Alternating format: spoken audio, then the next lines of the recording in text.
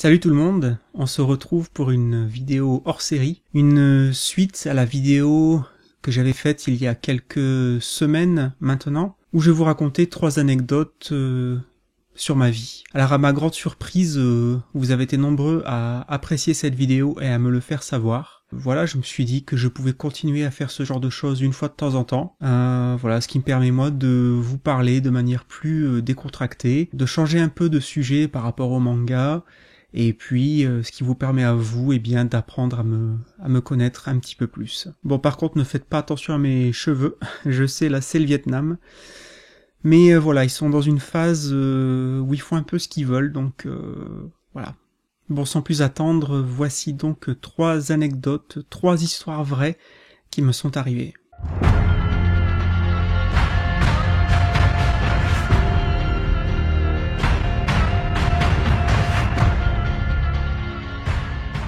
Alors pour la première histoire, je vais vous emmener en Écosse. Cette histoire se passe en 2004-2005. À l'époque, j'ai habité en Angleterre, pas loin de Newcastle upon Tyne, qui est au nord-est.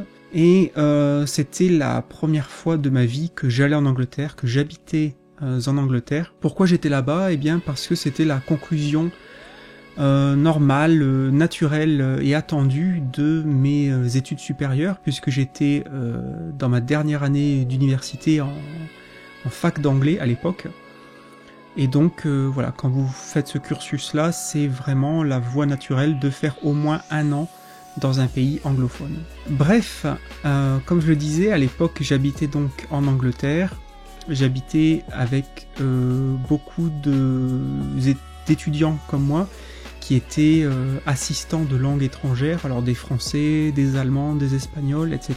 Car moi-même, à l'époque, je travaillais donc comme assistant de français dans un collège et dans un lycée. Et un jour, tandis que j'étais en vacances scolaires, une des assistantes allemandes, une collègue, m'avait proposé de partir pour un long week-end en Écosse, voilà, pour faire un petit tour organisé de l'Écosse. Donc on se balade dans un minibus avec un guide et puis on va dire une dizaine d'autres touristes, pour la plupart étudiants. Et puis voilà, vous faites un tour pendant 2, 3, 4 jours de l'Écosse. Tous les soirs vous vous arrêtez dans une auberge de jeunesse, le lendemain matin vous repartez. Voilà, ce genre de choses. Alors avant d'aller plus loin, il faut que je vous remette dans le contexte, sinon vous n'allez pas comprendre. À l'époque, moi j'étais, pour le dire très simplement, en pleine dépression. Bon, je vais pas rentrer trop dans les détails, mais voilà, j'étais vraiment au 36e dessous. Voilà, ça n'allait pas du tout, pour plein de raisons. Et donc, malgré le fait que j'étais en Angleterre et que c'était mon rêve d'y aller, et que honnêtement les 3 premiers mois c'était quand même très bien passé dans l'ensemble, parce que c'était, voilà, c'était le but de mes études, c'était la première fois de ma vie où j'allais en Angleterre, donc j'étais vraiment presque sur un nuage, en tout cas les 3 premiers mois, parce que c'était être dans la culture en permanence, entendre de l'anglais tout le temps, pouvoir parler anglais, donc chaque jour qui passait j'améliorais mon anglais, j'apprenais de nouvelles expressions, donc voilà, quand vous aimez la langue comme moi, eh bien c'est vraiment un plaisir. Mais passé les 3 premiers mois, c'est vrai que une accumulation d'événements malheureux et négatifs ont fait que je suis tombé en dépression sans même m'en rendre compte à l'époque. Ce qui fait que ça a été de plus en plus difficile de pouvoir prendre du plaisir, de pouvoir, voilà, s'amuser, de pouvoir être intéressé de plein de choses, de pouvoir être curieux, etc., etc. Donc, quand je suis parti en Écosse, même si une partie de moi était quand même contente d'être là et de me dire, waouh, je suis en Écosse, voilà, c'est la première fois de ma vie, je vois des châteaux en ruine, des bâtiments très anciens, donc je sens que c'est très chargé d'histoire, des paysages magnifiques, je vois le Loch Ness, enfin voilà, c'est pas tous les jours, quoi. Malgré ça, j'ai quand même beaucoup de mal à sourire, à m'amuser et à profiter de l'instant, tout simplement. Pourquoi je vous raconte tout ça ? Eh bien, vous allez voir, c'est très important pour la suite et surtout la chute de cette histoire. La personne qui s'occupait de nous encadrer et de nous guider, eh bien c'était un guide écossais, c'était notre guide et notre chauffeur, donc c'était vraiment l'écossais en chair et en os, donc il avait carrément le kilt, l'accent pas possible, et c'était le mec vraiment extrêmement souriant, amical, plein d'énergie, qui arrivait à nous communiquer vraiment l'amour qu'il a pour son pays. Il nous racontait plein d'histoires sur le chemin, tandis qu'il conduisait le minibus, il arrêtait pas de nous raconter des anecdotes sur l'Écosse, sur l'histoire de l'Écosse, etc., etc. Donc vraiment la personne ultra positive, comme je le disais, plein d'énergie, etc. Donc l'opposé de moi à l'époque, et même peut-être encore maintenant. Un soir, pendant ce petit voyage, ce petit tour de l'Écosse, on arrive dans un tout petit village, un trou perdu vraiment, et on dépose nos affaires à l'auberge de jeunesse, et là le guide nous dit à tout le monde, bon ben moi je vais au pub machin truc, le pub au coin de la rue, qui même me suivent. Donc si j'avais été seul, je pense que je n'y serais pas allé, mais vu que j'étais accompagné par ma collègue, on a donc suivi le guide dans ce pub. Là, on arrive, on s'installe à une table, et le guide nous offre, à moi et à ma collègue, nous offre un verre, et puis on discute un petit peu. Enfin, c'était plutôt lui et ma collègue qui discutaient, moi j'étais un peu j'étais le pot de fleurs, quoi. Et puis au bout de, au bout de peut-être 20 minutes, une demi-heure, moi j'étais vraiment en mode, voilà, je suis fatigué, j'ai envie de me flinguer, etc. Laissez-moi tranquille. Donc, je leur dis, bon ben, ok, merci pour le verre. Bon, demain il faut se lever tôt, ce qui était vrai en plus. Bon ben, moi je pense que je vais tout doucement, je vais remonter à l'hôtel. Je vous dis bonne nuit, quoi. Et là, le guide me dit, ah donc, moi je t'ai payé un verre et toi tu vas partir sans m'en payer un. Tu te rends compte que ça se fait pas, quoi. Donc moi, je suis vraiment surpris parce que évidemment non, je ne le savais pas puisque bon, moi j'ai jamais été un adepte des pubs et des sorties de ce genre, encore plus à l'époque. Donc je n'y connaissais rien en décorum. Donc là je m'excuse platement, je dis vraiment je suis désolé, je savais pas que c'était entre guillemets la tradition, etc. Bien évidemment je vais à mon tour t'offrir un verre, dis-moi ce qui te ferait plaisir et puis je vais aller le commander au bar. Donc là il me dit ramène-moi la bière machin truc. La bière machin truc, une marque déposée depuis 1892. Donc je me rends au bar et là j'attends dans la file d'attente tout simplement pour pouvoir commander. Et là en fait le guide m'avait suivi et il me dit tu sais ce que je viens de faire là, c'était vraiment très très impoli de ma part. Le fait de me faire remarquer que j'aurais dû lui acheter à son tour un verre, il me dit voilà, c'est vraiment impoli, mais je l'ai fait exprès. Ah bon? Et ouais, je l'ai fait exprès parce que je voulais te parler. Ok. Donc gardez en tête que ce mec-là, moi, ça fait moins de 24 heures que je l'ai rencontré, et ouais, c'est pas mon pote, on se connaît pas, c'est le guide de notre visite organisée de l'Écosse. Hein. Il me dit oui, je voulais te parler parce que j'ai remarqué que t'es assez étrange, quelque chose qui cloche chez toi. Alors là, moi, dans ma tête, évidemment, je comprends tout de suite à quoi il fait référence, le fait que je souris pas, qu'en gros, je donne l'impression de faire la gueule alors que je devrais être émerveillé devant l'Écosse, etc. Mais comme je veux pas rentrer dans les détails de ma vie privée et que c'est ni lieu, ni l'endroit, ni le temps, etc., j'essaye de détourner en faisant une boutade, une blague, et je lui dis non, mais c'est normal, je suis français et les Français ils font toujours la gueule. Et là il me dit non, c'est pas les Français, c'est toi. Et là moi je suis toujours dans je sais pas quoi répondre en fait, je suis tellement surpris par la situation. Et là il me dit tu sais moi aussi il y a longtemps j'ai aimé une femme, j'ai eu le cœur brisé et voilà, ça m'a mis dans un état pas possible. Et c'est pour ça que je vous raconte toute cette histoire. C'est ça le truc extrêmement bizarre dans cette histoire. Ce mec-là ne me connaissait pas. En moins de 24 heures, je sais pas si c'est un hasard, si c'est un coup de chance, ou si c'est juste qu'il avait je sais pas, une faculté de percevoir les problèmes des gens. Sans me connaître, quasiment, il a mis le doigt sur la raison principale qui a fait que j'étais en dépression à l'époque. Cœur brisé, pour dire ça très très grossièrement et rapidement. Donc voilà, c'était ça m'a vraiment marqué parce que encore une fois un mec qui me connaît quasiment pas, à part connaître mon prénom et d'où je viens et c'est tout, et qui a mis le doigt comme ça au détour d'un verre dans un pub sur quelque chose qui moi était extrêmement important. Ça m'a fait flipper et ça m'a marqué et c'est pour ça qu'aujourd'hui je m'en rappelle toujours et c'est pour ça que je vous le raconte. Alors la deuxième histoire, c'est une histoire beaucoup plus rocambolesque. C'est l'histoire de comment j'ai failli être absent à mon propre mariage. Alors je me suis marié il y a un peu plus d'1 an et je me suis marié aux États-Unis. Donc ça a été évidemment toute l'organisation du mariage, plus ou moins à distance, trouver un lieu, les invitations, enfin, etc., etc. Ceux qui sont mariés et qui regardent cette vidéo savent que l'organisation d'un mariage, ça prend des mois, voire des années, donc c'est très très compliqué. Bref, donc moi j'achète, une fois que la date du mariage est fixée, et bien moi évidemment j'achète un billet d'avion, donc genre 6 mois à l'avance, j'ai mon billet d'avion pour partir aux États-Unis, pas de problème, tout est prêt, évidemment passeport, visa, etc., etc., tout est bon, voilà. C'était pas la première fois que j'allais aux États-Unis, donc je savais comment ça se passait, donc pas de surprise. Donc j'achète mon billet, c'est bon, il est acheté, il est validé. J'ai le mail qui me dit merci d'avoir acheté votre billet, c'est bon, il est validé, vous avez le numéro de siège, etc. 6 mois c'est cool, on arrive à la veille de mon départ pour les États-Unis, donc pour aller me marier. Je me connecte sur ma boîte mail pour faire l'enregistrement. C'est-à-dire pour confirmer que j'aurai par exemple une valise, etc., etc. Ce qui vous fait gagner un peu de temps à l'aéroport. Là, je vais donc sur le site de la compagnie aérienne, je rentre mon numéro de réservation, et là, ça me dit « ce billet a été annulé ». Donc ça, c'est la veille de partir pour aller me marier. Imaginez le stress, imaginez la catastrophe.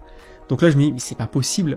J'ai un email de confirmation qui date d'il y a 6 mois, j'ai acheté le billet, enfin l'argent il a été retiré de mon compte il y a longtemps, je l'ai acheté le billet, je suis pas fou. On n'était plus qu'à quelques heures, pour moi c'était le soir même, et puis je partais le lendemain matin très tôt. J'appelle au téléphone la compagnie aérienne, et donc je leur explique, voilà, j'ai acheté ce billet il y a 6 mois, voici le numéro de réservation.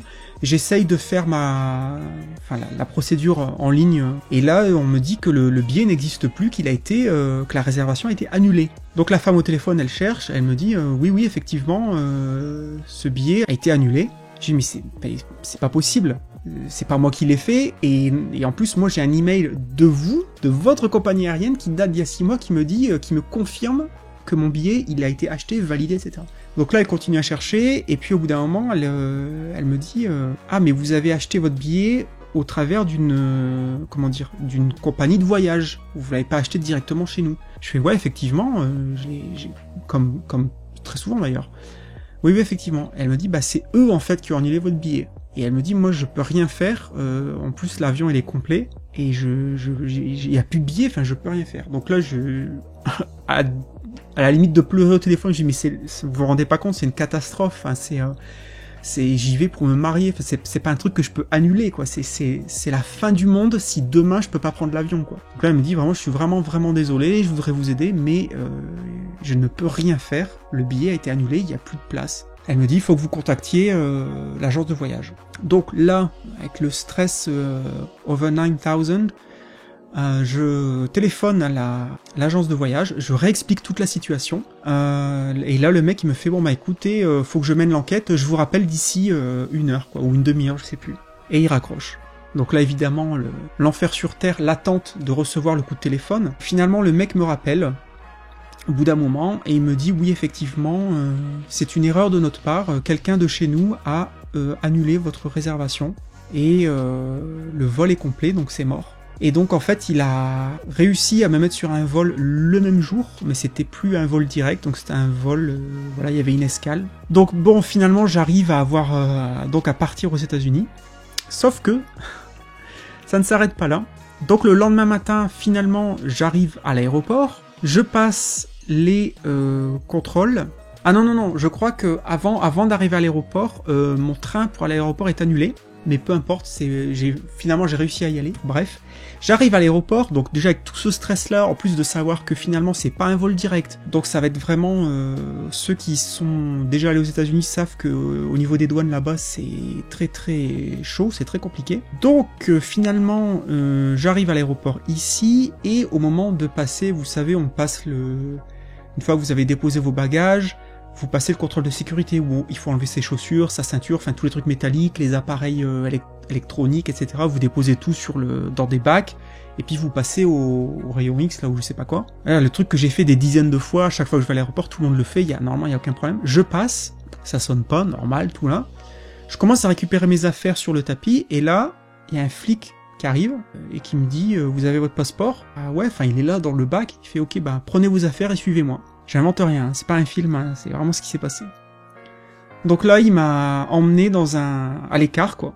Vraiment complètement à l'écart, dans une autre partie de l'aéroport. Et ils m'ont fait repasser seul dans un truc à rayon X, voilà, pour détecter les métaux, etc. Ils ont refouillé tous mes affaires, ils ont cherché des explosifs dans mon sac à dos, voilà, quoi. J'arrive quand même à prendre l'avion. L'avion, au départ, a 1 heure de retard. Et j'avais que 2 heures de battement entre le moment où j'arrive aux États-Unis et il fallait changer d'avion. Et 2 heures, ça peut paraître beaucoup, 2 heures, c'est rien, parce qu'il faut prendre en compte l'atterrissage, il faut prendre en compte le fait de passer à la douane américaine, ce qui prend des plombes.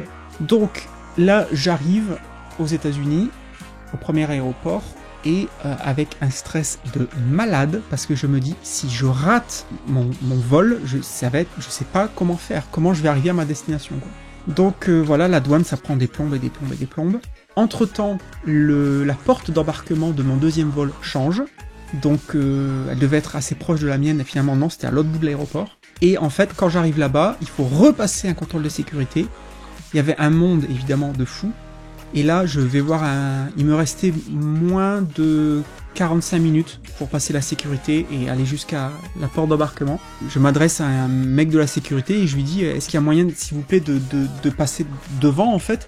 Regardez, j'ai mon billet, j'ai mon vol qui est dans 45 minutes, je vais le rater, quoi. Et là, le mec me fait, non. Donc finalement, j'ai réussi à passer tout ça, à passer les contrôles. Mais j'ai commencé à courir dans l'aéroport. Dès que j'ai passé le contrôle, j'ai couru dans l'aéroport sans chaussures, donc en chaussettes, avec le jean qui tombait parce que j'avais pas le temps de remettre mes chaussures, j'avais pas le temps de remettre ma ceinture, etc., etc.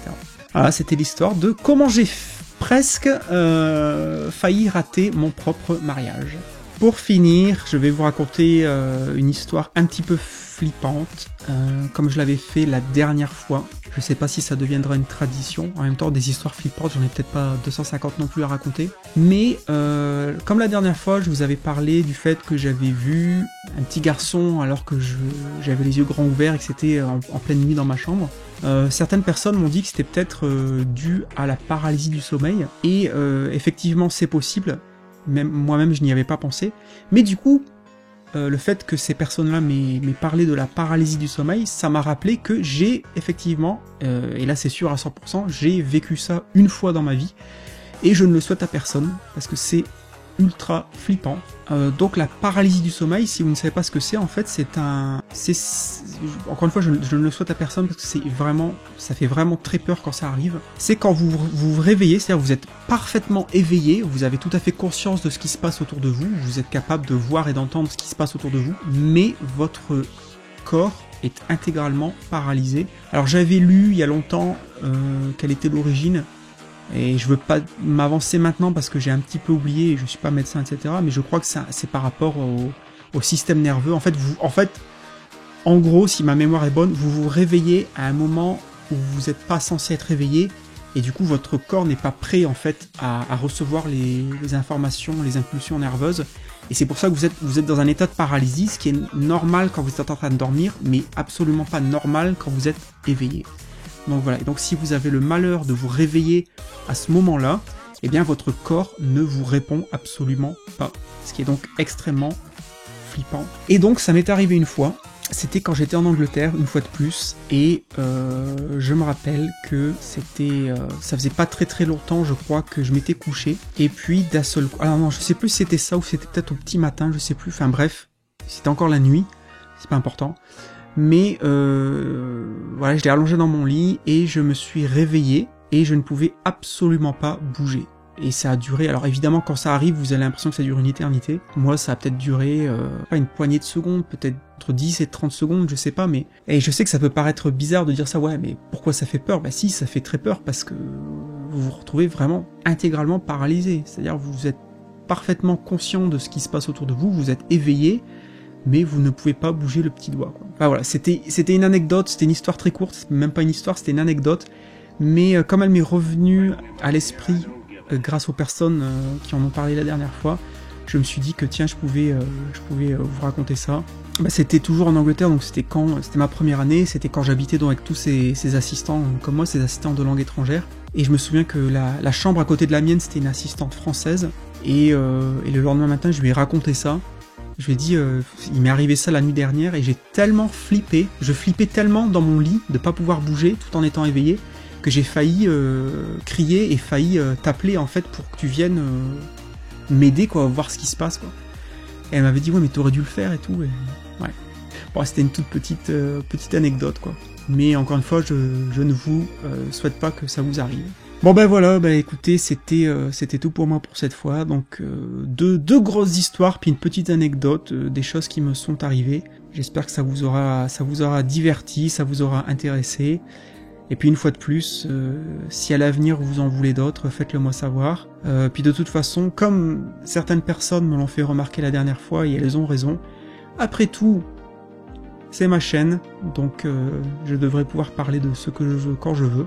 Voilà, que ça plaise ou que ça ne plaise pas.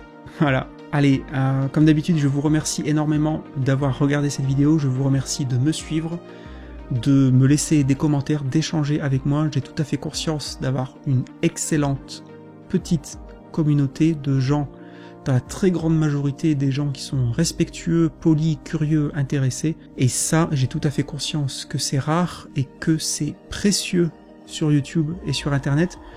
Et donc pour toutes ces raisons-là, pour votre comportement civil, respectueux, poli, je ne peux que vous remercier. Je vous dis à très bientôt pour une nouvelle vidéo sur Oreo Manga. Ciao.